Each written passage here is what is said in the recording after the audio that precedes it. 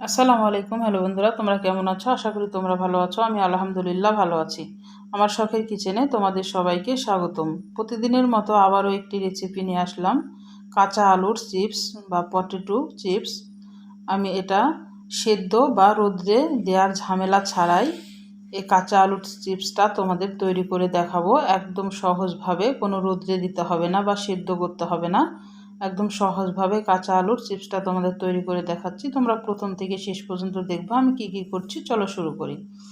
আমি এখানে 4টা আলু নিয়েছি, সুন্দর করে ছিলে নিয়েছি, দিয়ে পরিষ্কার করে পানিতে ধুয়ে রেখেছিলাম। রাখার পর এবার আমি ছুরি দিয়ে এটাকে পাতলা পাতলা করে কেটে নিচ্ছি। আমি কিভাবে কাটছি তোমরা দেখলে বুঝতে পারবা। এটা বটি দিয়েও করা যায়, আমি ছুরি দিয়ে করে নিচ্ছি, তোমরা বটি দিয়েও করতে পারো। একদম পাতলা পাতলা করে এটা কেটে নিতে হবে।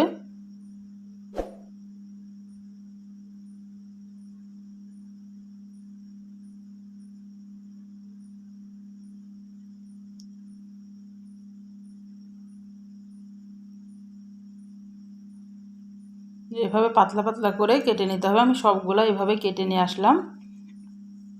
এবার পানিতে দিয়ে দিব। এটা নর্মালি ঠান্ডা পানি, এমনি ফ্রিজের না, এমনি নর্মালি পানি।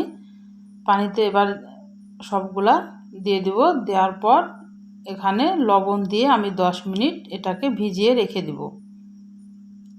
তার একটা কষ আছে আলুর, সেই কষটা যেন বেরিয়ে যায়।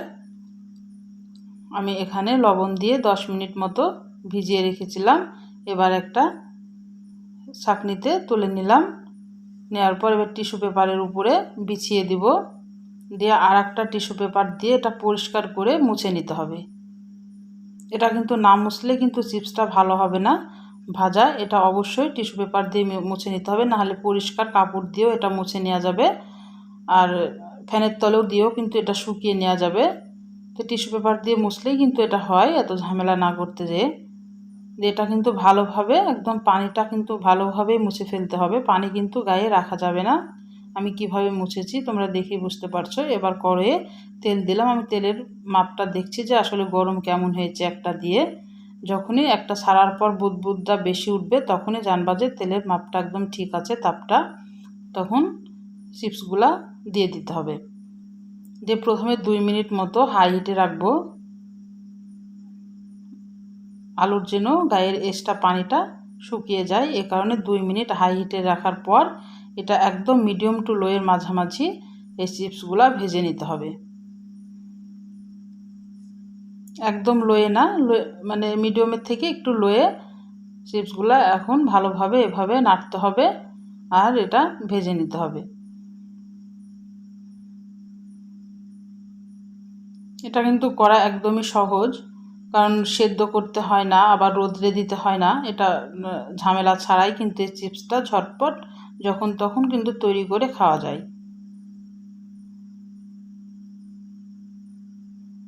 এটাও কিন্তু মজা লাগে খাইতে। যেটা ভাপ দিয়ে আবার রোদ্রে দিয়ে শুকিয়ে আবার ভাজা যায়, ওই চিপসের মতোই এটা লাগে। এটা কিন্তু কোনো অংশে কম না ওটার চাইতে। বোঝাই যায় না যে এটা ভাপ ভাপ না দেওয়া বা রোদ্রে শুকানো না, এটা কিন্তু বোঝাই যায় না। তাহলে এত সহজ করে যদি চিপস বানানোই যায় তাহলে এত ঝামেলা করার কি দরকার। এটা ভালোভাবে নেড়ে নেড়ে এটা ভেজে নিতে হবে। বুদবুদটা যখন একদম কমিয়ে আসবে তখনই দেখো, বুদবুদটা কিন্তু আমার অনেক ছিল, এখন কিন্তু বুদবুদে একদম কমে গেছে। তার মানে আলুটা কিন্তু আমার পারফেক্টভাবে কুক হয়ে গেছে, দেখে বুঝতে পারছো। আমি কিন্তু আর বেশি লাল করব না। বেশি লাল করতে গেলে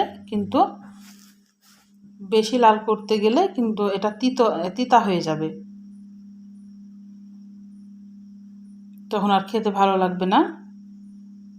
বুদবুদ কিন্তু একদমই কমে এসেছে, তখন বুঝবা যে আলুটা ভাজা হয়ে আসছে। আমি আর একটু নেড়ে আমি এটাকে তুলে নিব। আমি এইভাবে একে একে আমি সব আলুগুলাই ভেজে নিব। তোমাদেরকে আমি এক ব্যাচি করে তৈরি করে দেখালাম, কারণ একই প্রসেসিংয়ে সবগুলা এভাবে ভেজে নিতে হবে।